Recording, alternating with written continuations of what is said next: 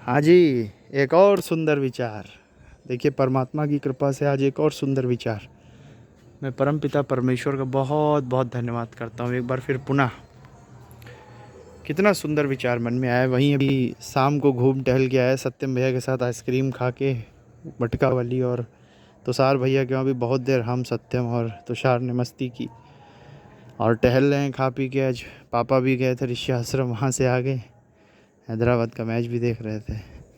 और छोटू मिश्रा साइकिल वहाँ मिले थे बाहर सखी कलेक्शन के, तो मैंने उंगली रख के उसे बताया कि पापा के साथ बैठा था, तो मैंने उंगली रखा था तो हंसने लगा। तो बड़ा खुशी हुई। किसी को हंसी, किसी की हंसी देख के मुझे बड़ी प्रसन्नता होती। और खूब घूमे टहले, रोल खाया। प्रतीक की मम्मी आज एडमिट थी वहीं आयुष में, स्वस्थ हो रही हैं धीरे धीरे, आयुष नर्सिंग होम में वहीं जयसी के सामने। तो वहाँ तक हम छोड़ने भी गए। आशीष वर्मा लोग भी मिले आज शाम को। तो बड़ा आनंददायक दिन रहा कुल मिला के। द डार्क नाइट भी देखी और सब कुछ भगवान की दया होने के बाद भगवान का धन्यवाद भी किया। और अब छत पे टहल रहे हैं खाने, कढ़ी खाने के बाद। तो बड़ा सुंदर विचार एक आया। सत्यम ने जो सवाल उस दिन पूछा था मृत्यु वाला, तो हमने कहा था ईश्वर की माया को कौन समझा है। जब मनुष्य बेहोश होता है, जब उसको तब कुछ मालूम नहीं रहता। जब 5 मिनट के लिए कोई बेहोश हो जाता है तब उसको कुछ मालूम ही नहीं होता हो कि 5 मिनट में क्या हुआ। जब व्यक्ति पैरालाइज होता है तो उसके शरीर को मालूम ही नहीं चलता कि उसके आधे शरीर के साथ कोई उस पर चाहे हथौड़ा भी मार दे तो उसको कुछ महसूस नहीं होगा। तो वैसे ही कोई कैसे बता सकता है मृत्यु के बाद क्या होता है। तो वही मैंने कहा कि ईश्वर की महिमा को समझने की कोशिश मत करो। ईश्वर की महिमा ईश्वर ही जानते हैं। और फिर संसार उन्होंने बनाया है तो हमें उनके ऊपर विश्वास करना चाहिए बस। भाई किसी ने तो ये संसार बनाया है ना, बिना बनाए कैसे बन सकता है। तो जीवन अर्थहीन भी है और अर्थवान भी है। ना तो इसमें अर्थ है, ना ही ये व्यर्थ है।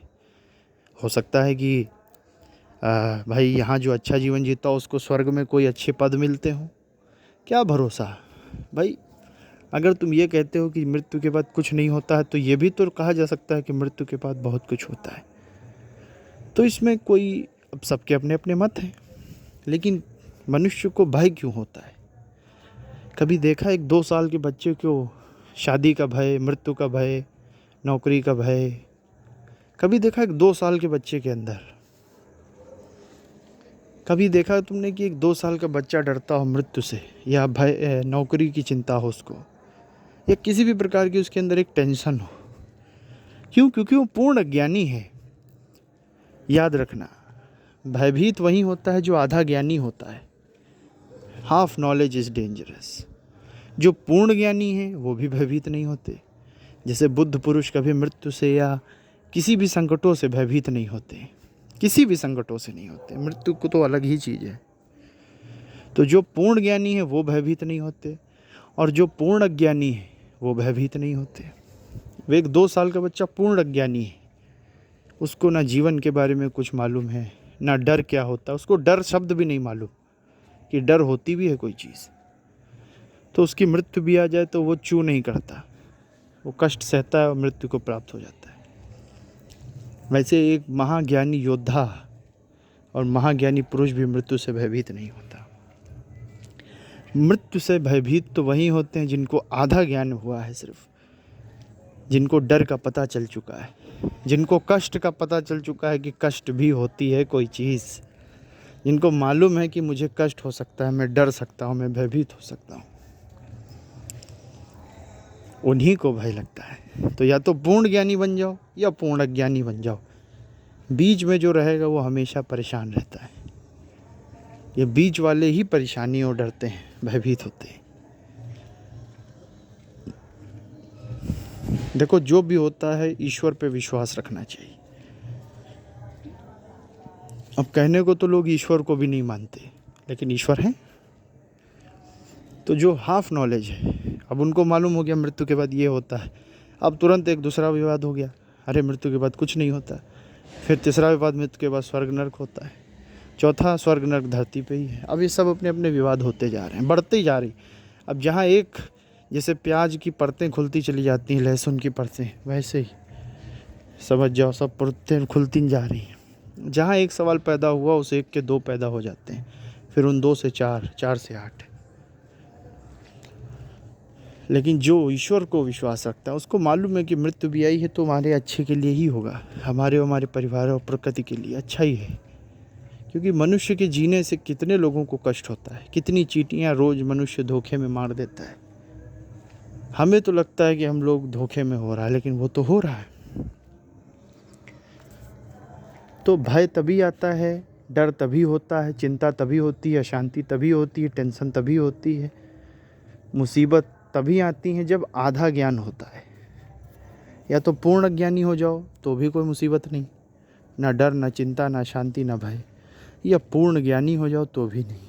बस जहाँ बीच में तुमने आधा ज्ञान लिया, तुमको मालूम हो गया मृत्यु क्या है, लेकिन तुम ये नहीं जाने कि मृत्यु पूर्ण रूप से क्या है। बस अब तुम बीच में फंस गए, अब तुमको मृत्यु से भय लगने लगा। 2 साल के बच्चे को मृत्यु का भय नहीं था, बुद्ध पुरुषों को मृत्यु का भय नहीं था, लेकिन तुम बीच में फंस गए, इसीलिए भय आ गया, इसीलिए चिंता आ गई, इसीलिए अशांति आ गई। तुम बिल्कुल अज्ञानी अच्छे थे, लेकिन अब बीच में फंसे हो, कोई उपाय नहीं सूझ रहा, बस फंसे हो। ना इधर रास्ता ना उधर रास्ता, चारों तरफ से लगता दरवाजे बंद हैं। लेकिन मूर्ख, ऊपर भी तो एक जगह है, सिर के ऊपर भी तो एक जगह है निकलने के लिए, परमेश्वर का द्वार है। तो पूर्ण ज्ञान, जो ज्ञानी है वो कभी भयभीत नहीं होते, वो जानते हैं जो हो रहा है अच्छे के लिए हो रहा है। अगर हमारी मृत्यु भी आई है तो कहीं ना कहीं ईश्वर की इच्छा है।